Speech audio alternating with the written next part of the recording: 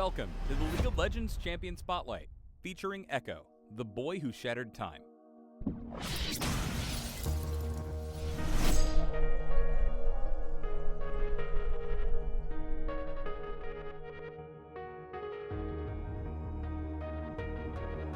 This is how we say hello in Zon.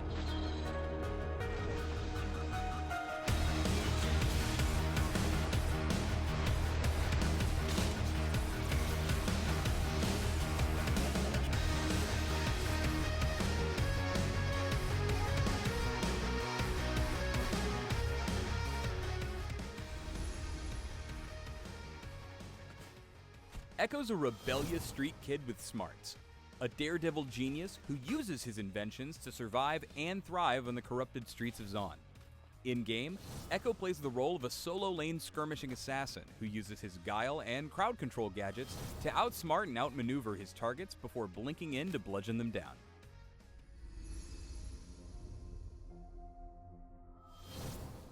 Ekko's passive is Z-Drive Resonance.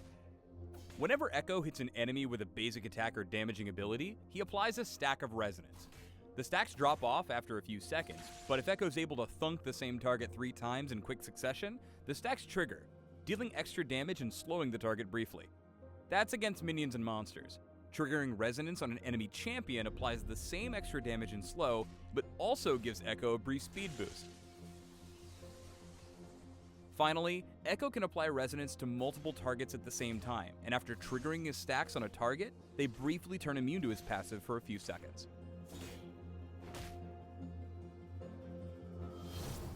Ekko's Q is Time Winder, a medium-range skill shot that serves as his primary damage and harass ability. Ekko tosses out a chrono gizmo that damages all units in its path. Once the device reaches its max distance or strikes an enemy champion, it expands, creating a large but short-lasting slowing field. After it collapses back down, Time Winder shoots back to Ekko, dealing extra damage to whatever the ability strikes on its way home. With good aiming, you should be able to hit your lane opponent twice, so get super aggressive with Time Winder. After you land it, all you have to do is walk up, which should be easy enough thanks to the ability Slow, and smack him in the face to trigger your passive. Ekko's W is Parallel Convergence, which has a passive and an active. Passively, Ekko's basic attacks deal extra magic damage to all low health enemies, including minions, monsters, and yes, champions. When he activates his W, he bats a time thing to a target location, which, after a brief pause, creates a pretty big slowing sphere. It'll fade away after a few seconds, but if Ekko manages to enter the sphere before then, it'll detonate and grant him a quick shield. Even better though, enemies caught inside the sphere when Ekko detonates it end up stunned for a few seconds. Ekko's enemies see him cast Parallel Convergence, but won't be able to spot where he aims it until just a few moments before the zone kicks in. Cast Parallel Convergence on your escape route whenever you're running for safety. The shield usually helps you survive incoming damage, and the slow zone will leave most enemies in the past. Ekko's E is Phase Dive. On cast, Ekko dashes a fixed distance to a target location before gaining a bunch of range on his next basic attack. Once Ekko begins his next attack, he blinks to his target, dealing extra damage and applying all the on-hit and spell effects he has hidden up his sleeve. Remember that Ekko can pass through terrain with both parts of Phase Dive, meaning he can get pretty damn slippery when he wants to. Yo, Phase Dive has a ton of uses. Dive across walls, dodge enemy skill shots before blowing up a squishy, or, if you like living, just use it to make your way to safety. Hella uses. Ekko's ult is Chrono Break. Whenever it's available, Ekko leaves behind an image of himself that indicates wherever he was exactly 4 seconds ago. When he hits his Giga Chrono Break button, that's where he'll reappear, dealing massive damage to all nearby enemies and recovering a portion of his lost health. The trail is a super useful way for Ekko to keep track of where he's going to Chrono Break back to. But remember that it's not just him that can see it. Allies and enemies can too, although they will need vision of Ekko.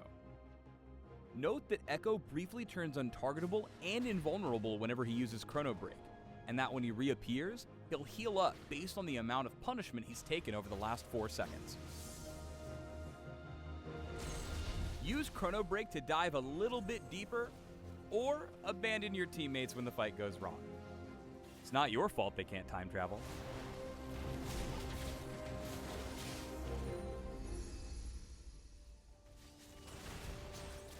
Ekko's one of them newfangled skirmishing assassins, so while he lacks some of the raw punching power that other assassins boast, he's got a ton of crowd control and other tools to use alongside his more standard attacks. Here are just a few pointers that'll help you wrangle the most out of your Ekko. Ekko's too squishy to start fights, but his kit makes him incredible at setting up areas for your initiators to go in. Here's what you want to do. Start by aiming parallel convergence over wherever you want the fight to happen. Once your front line goes in, their knockups, stuns, snares, bolas, bears, whatever, should last long enough for the slowing sphere to appear. As soon as it does, quickly phase dive in to trigger the stun and pick up your shield before pressing all of your buttons on the enemy team. Sometimes you'll be merrily playing a game of League when, out of the corner of your eye, you spot a wounded squishy positioned away from their team. Here's how to get in, kill them, and get out before the enemy team can react. Phase dive in before using the ability's second attack to close range. Ekko makes short work of low health enemies thanks to his W passive. Once they're dead, Chrono Break back to safety. Just make sure your time clone is where you want to go. Ulting to the same spot is hella embarrassing.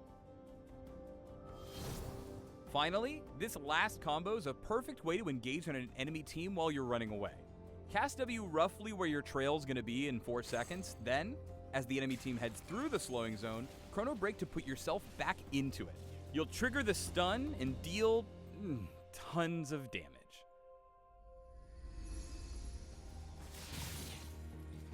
Keep an eye out for opportunities where you can abuse your opponent's cooldowns. Even from level 2, you'll have enough threat to punish mistakes, so while it's okay to poke and farm from range with Time Winder, don't be afraid to get aggressive when the time is right. Chrono Break gives Ekko all of the tools he needs to go in and turn around seemingly lost fights. Here, he times the ability perfectly, dodging Lux's ult and styling for the triple. As you start grouping, try using parallel convergence to set up traps for the enemy team. Without vision, they'll walk right into your stun and pretty much hand you a free kill. Also, while we're on this clip, check this out. Dodging abilities with your E's blink requires some predictive play, but when you pull it off, it looks super sick. Alright, so this is how to not play Ekko. With poor positioning, you'll quickly end up giving huge chunks of your life to super avoidable poke. Sometimes so much that you're forced to ult just to try and survive otherwise lethal damage. No matter how cool you think you are, you're still pretty squishy, so try to save your ult for the enemy team and not to cover your mistakes. By using Chrono Break just to reposition, Ekko totally catches Lux off guard and immediately puts her team on the back foot. Speed boosts from his passive, along with Phase Dive's 2 gap closers, mean that your enemies are going to have a pretty hard time getting away from you, even if they're flying a biplane. That's cheating. Alright, final clip time. Ekko nearly dies like 4 times or something stupid. He survives Shockwave by Chrono Breaking through it before dancing on the brink of the fight time and time again. Check out his positioning here. Because he never commits and positions at the edge of the fight, he can use Time Winder to whittle his enemies down and go in when it matters. Thanks to Maokai, he's able to dive back in with a shield and pick apart the enemy team. Oh, and he also totally outplays Zac with some fancy phase dive footwork. I guess Zac's echolocation wasn't quite good enough. Oh man, we almost made it without a pun. Thanks for tuning in to the Ekko Champion Spotlight. Please subscribe to the Riot Games YouTube channel and leave us your comments just below the video. Come on! Show me something new!